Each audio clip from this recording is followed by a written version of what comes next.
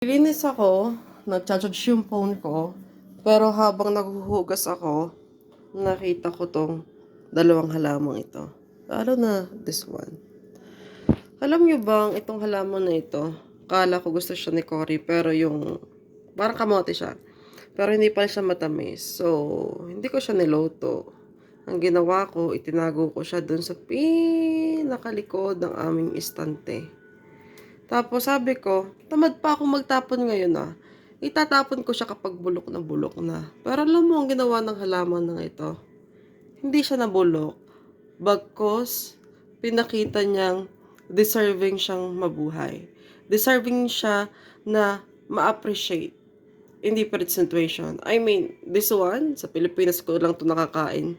Mga dahon ng kamote. Na napakasustansya nga naman.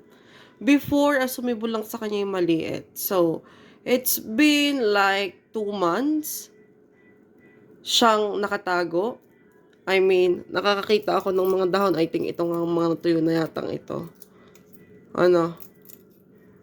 So, sumibol lang konti, wala akong pakialam, hinayaan ko na. Tapos ngayon, nagulat ako, ang laki-laki niya. Kung mapapansin nyo, meron ako inalis ditong tuyo. Tapos na-realize ko din yun may nasibol pa rin naman doon.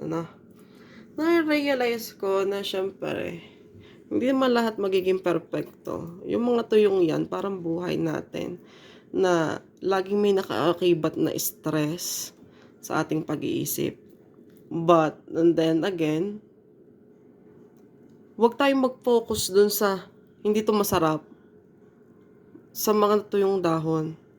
Mag-focus tayo kung gaano kaganda ang mga namumunga sa atin. Parang sa buhay lang yan. Lagi tayo nakapokus sa problema. Pero hindi tayo pinapokus kung may maganda palang nangyayari. And this one deserve another life. Parang tayo. Deserve nating magkaroon ng second chance sa ating buhay. Hindi laging patapon. Pero, magsusumikap tayo para magkaroon nito. Gaya nito, pwede naman siyang mamatay na. Pero lagi niyang hinahanap ang liwanag para siya sumibol. I think this one ay hindi pa from Canada. Wala namang kamote sa Canada. Ang layo na narating mo. Good job.